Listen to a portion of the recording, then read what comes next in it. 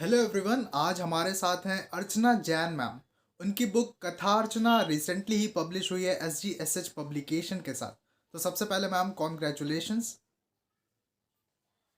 Thank you very much ma'am Atul मेरा जी। पहला question, कैसा लग रहा है आपको? आपकी बुक मार्केट में आ चुकी है, आप अब एक पब्लिश्ड ऑथर बन गई हैं।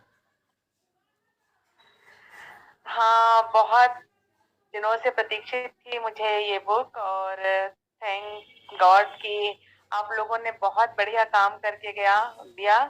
मैं तो सिर्फ 24 घंटे पहले ही जुड़ी थी आप लोगों से, और 24 घंटे के अंदर आपने मेरी बुक पब्लिश कर दी। Thanks a lot. आप लोगों का काम एब्सोल्युटली अमेजिंग है। We are thankful to you ma'am. हाँ। मैम हमारे व्यूअर्स को थोड़ा शॉर्ट में डिस्क्राइब कर दीजिए अपनी बुक के बारे में। मेरी ये जो बुक आ रही है, ये एक लघु कथाओं और कहानियों का साझा संग्रह है, और इसमें पूरे भारत के बहुत ही मूर्धन्य साहित्यकार शामिल हैं। इसमें भारत के कोने कोने से, उत्तर दक्षिण पूर्व पश्चिम से लगभग हर क्षेत्र के लोग हैं। इसमें कुल 51 साहित्यकारों की कथाओं को हमने स्थान दिया है, और चुनिंदा कथाकार हैं। निश्चित रूप से इसकी जो कहानियों की विषय वस्तु है, वो वर्तमान धरातल से जुड़ी हुई है, समाज को बहुत कुछ देने का प्रयास कर रही है, और समाज की वास्तविकता को बता रही है, और उसका समाधान भी दे रही है। ये बुक कालजयी होगी, मुझे ऐसा लगता है, और हर किसी के लिए पठनीय है।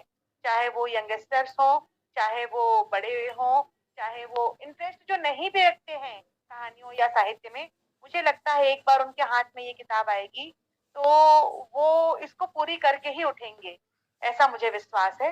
और आप लोगों के सहयोग से ये आ रही है, मुझे बहुत खुशी है।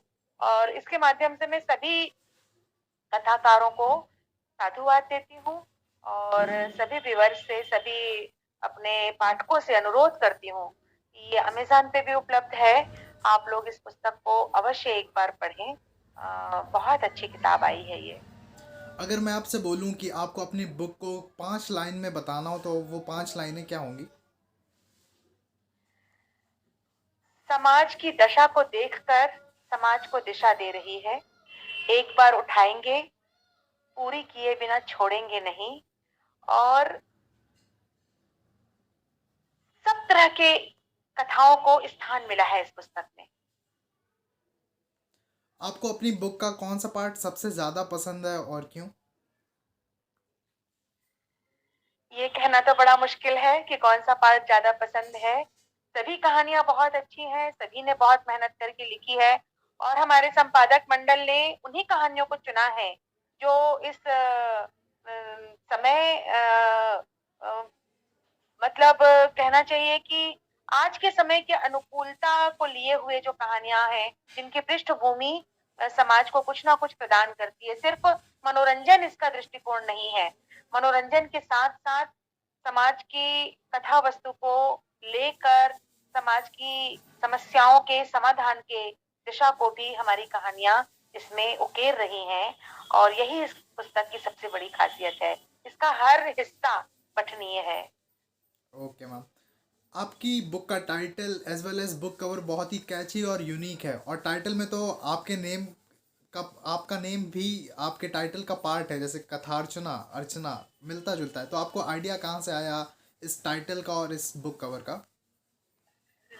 इसके लिए हमारा जो पूरा साहित्य वर्ग है वो धन्यवाद का पात्र है, क्योंकि मैंने अपने पुस्तक की टाइटल देने के पहले सभी को आमंत्रित किया था कि इस पुस्तक के लिए नाम सुझाइए। तो हमारे बहुत सारे लोगों ने विभिन्न तरह के नामों का प्रस्तुतिकरण दिया था मुझे। तो फिर कथार्चना किसी ने दिया, और उस नाम को बहुत सारे लोगों ने पसंद किया कि हाँ, अर्चना जी संपादन कर रही हैं, और कथार्चना बहुत उपयुक्त नाम होगा। और सिर्फ अर्चना मेरा नाम है इसलिए भी नहीं, कथाओं की अर्चना ही हो रही है इस किताब में, इसलिए भी। तो दो बातें मैच कर रही थी एक साथ, तो हमने फिर इस नाम का चयन किया। सिर्फ मेरा नाम था, बस ये कारण भर नहीं था इस पुस्तक का नाम कथार्चना देने के लिए। और दूसरी बात, जो इसका मुख्य पृष्ठ है, हमारी एक उभरती कलाकार है रिया जैन कटनी से, वो मेरी भांजी है। उसने बहुत सुंदर ड्राइंग तैयार किए हैं। वो बहुत सुंदर पोर्ट्रेट भी बनाती है और बीएचयू से उसने पोस्ट ग्रेजुएशन किया है अपना। तो मैंने जब उसके कुछ कलाकृतियों को देखा तो मुझे लगा कि मैं नेट वगैरह से क्यों कोई कलाकृति लूं।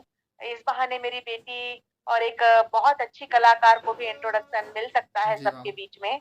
तो इस दृष्टिकोण से मैंने उसके एक आर्ट को इसमें स्थान देना उपयुक्त समझा और वो रिया जैन का मुख्य पृष्ठ में जो चित्र है वो उसको लिया गया है। जी मैम, रिया मैम की। उसमें एक्चुअली एक महिला ही है वो भी। हाँ जी, हाँ जी। और महिलाएं जो होती हैं आज समाज का प्रतिनिधित्व कर रही हैं, सभी क्षेत्र में अग्रणी है। मैं ऐसा नहीं कहती कि हमारे भाई कहीं कमी है, कमजोर है या कुछ है, लेकिन फिर भी भारतीय साहित्य में मतलब आज के समय में महिलाएं बहुत सक्रिय हैं और सक्रियता के साथ लेखन का कार्य कर रही हैं और समाज को, परिवार को जितना अच्छे से एक महिला समझ सकती है, मुझे नहीं लगता कि किसी और को उतना, क्योंकि उनको धरातल से, परिवार से, समाज से सब चीज का जो अनुभव होता है। और इस कोरोना काल में सबका लेखन उभर के आया है, तो सब लोगों ने बहुत अच्छा लिखा है, हमारे भाइयों ने भी बहुत अच्छा लिखा है। लेकिन मुझे लगा कि वो चित्र उसके लिए एकदम उपयुक्त है और इसलिए मैंने उस चित्र का चयन किया। जी मैम, रिया मैम की ड्राइंग को आपने एज अ बुक कवर बनाया हुआ है तो उनको एक एक्सपोजर भी मिल गया। जी, उनको एक एक्सपोज़र भी मिला और मैं चाहती हूँ कि उसका भी भविष्य उज्ज्वल हो। बस अभी पिछले सेमेस्टर में ही उसने अपना पोस्ट ग्रेजुएशन बीएचयू से कंप्लीट किया है फाइन आर्ट से। तो हम तो कोशिश ही करते हैं कि हर नवोदित कलाकार को हम स्थान दें। मैं एक एनजीओ में भी काम करती हूँ और मेरा उद्देश्य ही है कि समाज की हर उभरती प्रतिभा को कहीं न कहीं स्थान मिलना चाहिए और उसकी प्रतिभा की कद्र समाज में होनी चाहिए, ताकि सबको उत्साहवर्धन मिलता रहे। जी बिल्कुल मैम। मैम, आप कितने सालों से लिख रही हैं और आपने पहली राइटिंग किस एज में लिखी थी? देखिए, लिख तो मैं स्कूल जीवन से ही रही हूँ, 7वीं 8वीं क्लास में रही होंगी तब, लेकिन बहुत कम लिखा करती थी। ओकेजनली कभी कुछ ऐसा अवसर आया, स्कूल में कोई कार्यक्रम है, फंक्शन है, उसके विषय में कुछ लिखना है। परंतु सार्वजनिक जीवन में मेरे साथ लगभग 2008 में कुछ ऐसे अनुभव आए कि मैंने समाज की विद्रूपताओं को बहुत नज़दीक से देखा और उसके बाद जो कहते हैं कि मतलब कलम अपने आप उठती है लिखने के लिए। पहले तो मैं कोई अवसर आता था तब लिखती थी, लेकिन 2008 में मेरी कलम खुद उठी कि मुझे कुछ लिखना है और तब मैंने लिखना प्रारंभ किया। और इसके पहले मेरी एक और पुस्तक आ चुकी है, दिल पर दस्तक, जो मेरी काव्य संग्रह है। तो 2008 के बाद अब ये मेरा दूसरा संग्रह आ रहा है, क्योंकि बीच में पुस्तकों के प्रकाशन का मेरे अंदर थोड़ा-सा एक चार्म खत्म हो गया था, क्योंकि समाज में कोई पढ़ने वाला बचा हुआ है ऐसा मुझे लगता नहीं था। लेकिन अब लगता है कि नहीं, साहित्यकारों की पुस्तकों का भी प्रकाशित होना ज़रूरी है। जो रचनाएँ उनकी इधर-उधर छुपी हुई हैं, वो कम से कम एक स्थान में एकत्रित होके और लोगों के बीच में आ तो जाती हैं, धरोहर के रूप में आ जाती हैं। और ये साझा संग्रह का विशेष रूप से मुझे इसलिए भी हुआ कि कोने-कोने से हमारे साथ साहित्यकार जब जुड़ते हैं, तो ये पुस्तक हर कोने में जाएगी भारत के, जी मैम। और मैं से कहती हूँ विदेशों में भी जाएगी ये। तो इसमें क्या होगा, सब लोगों को हर तरफ पहुँचने का अवसर मिलता है। हमारी अकेली पुस्तक की जब पुस्तक का जब प्रकाशन होता है, तो हम आस-पास के लोगों तक ही उसको स्प्रेड कर पाते हैं। परंतु आजकल ये बहुत अच्छा हो जी गया मैम। है कि एक तो सोशल मीडिया में और दूसरा ऑनलाइन अमेज़न वगैरह में भी जो पुस्तकें आसानी से आ पा रही हैं, तो बहुत जल्दी यदि पुस्तक में ताकत है लोगों को अपनी तरफ खींचने की, तो निश्चित रूप से वो बहुत जल्दी सबके बीच में जाएगी। इसलिए फिर मैंने सोचा कि नहीं, अब ये साझा संग्रह की दिशा में भी बढ़ना चाहिए और साझा संग्रह के रूप में मेरा ये पहला प्रयास था।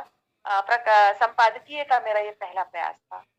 ओके मैम, जैसा कि आपने बताया कि आपने 2008 में अपनी बुक पब्लिश कराई थी, इसके बाद 2022 आ गया, अब कराया, तो अब आप अपने करियर को राइटिंग फील्ड में कहाँ तक ले जाना चाहेंगी? लिख तो रही हूँ मैं, काफ़ी कुछ लिखा हुआ और भी है, ये तो कथा संग्रह है, कविताएँ भी, आलेख भी, सभी फ़ील्ड में मैं लिखती हूँ, सभी दिशाओं में मेरा चिंतन चलता है। राजनैतिक लेख, राजनैतिक व्यंग्य भी लिखती हूँ मैं। और अब मैं धीरे-धीरे सभी का संकलन करके और आगे भी और काफ़ी सारी पुस्तकों के प्रकाशन की योजना बना रही हूँ, क्योंकि अब उम्र के ढलान वाले हिस्से में हम आ चुके हैं और अब लगता है कि जो कुछ इतने वर्षों का हमारा अनुभव है, क्योंकि अनुभव से बड़ी कोई पूँजी होती नहीं है जी मैम। और वो अनुभव हम अपनी विरासत के रूप में अगली पीढ़ी को देकर जाना चाहते हैं। पता नहीं किसके काम आ जाए हमारा अनुभव और कौन सीख ले उससे। तो ऐसा लगता है कि जो कुछ सीखा है, समझा है इस समाज से, हम उसको लौटाएँ, हम उसको लोगों को वापस करें और उनको जहाँ पर वो हैं अपने अनुभव से नहीं दूसरों के अनुभव से हमारे आज के बच्चे सीखें और कुछ ना कुछ हमारा योगदान उनके भविष्य के लिए हो। इस दृष्टिकोण से मैंने सोचा कि अब मुझे पुस्तकों के प्रकाशन की दिशा में आगे बढ़ना चाहिए। All right ma'am. तो मैम आप यंग जनरेशन को इस इंटरव्यू के थ्रू क्या मैसेज देना चाहेंगी? मैं यंग जनरेशन से ये कहना चाहती हूँ, सभी के दिमाग में एक बात है आज के यंग जनरेशन में कि समाज या दुनिया अच्छी नहीं है। दुनिया में बहुत फ्रॉड है, दुनिया में जीना बहुत मुश्किल है, आदर्शों के साथ जीना बहुत मुश्किल है। कभी-कभी सच भी लगता है ये सब, लेकिन यह पूरा सत्य नहीं है। आज भी दुनिया में बहुत सारे अच्छे लोग हैं। आज भी दुनिया में बहुत अच्छे विचार हैं। ताकत है अच्छे लोगों को समझने की और अच्छा कार्य करने की। दुनिया जो कर रही है करने दें। हम भी तो दुनिया का हिस्सा हैं। यदि हम बुरे हैं तो दुनिया बुरी है। यदि हम अच्छे हैं तो दुनिया अच्छी है। तो हमको लोगों की अच्छाई और समाधान को समझना चाहिए। यदि एक-एक करके हम अपने अंदर सुधार लाते जाएँगे, तो निश्चित रूप से हम समाज को बदलने की ताकत रखते हैं। हमारी कथार्चना की कहानियों में कुछ ऐसे भी गहरे आघात लगाए गए हैं, जहाँ हम बताना चाहते हैं कि हम स्वयं गलत होते हैं और हम दुनिया को गलत बताना चाहते हैं। तो पहले हम स्वयं की तरफ देखें कि हम क्या गलती करते हैं, फिर हम दुनिया को बोलें। तो यदि किसी-किसी कहानी से भी कोई एक गहरी सीख ले लेता है, तो मुझे लगता है कि उसके जीवन का एक अंश सुधर सकता है। तो ये दृष्टिकोण को लेकर मैं आगे बढ़ना चाह रही हूँ कि समाज में थोड़ा-थोड़ा सही बदलाव आना चाहिए। All right ma'am. आज हम सुनते हैं कि नॉर्वे सबसे खुशहाल देश है। डेनमार्क बहुत खुशहाल देश है। आखिर कुछ कारण होगा कि वो क्यों ऐसा है? और भारत ऐसा क्यों है कि हम इसको खुशहाल देश नहीं बोलते?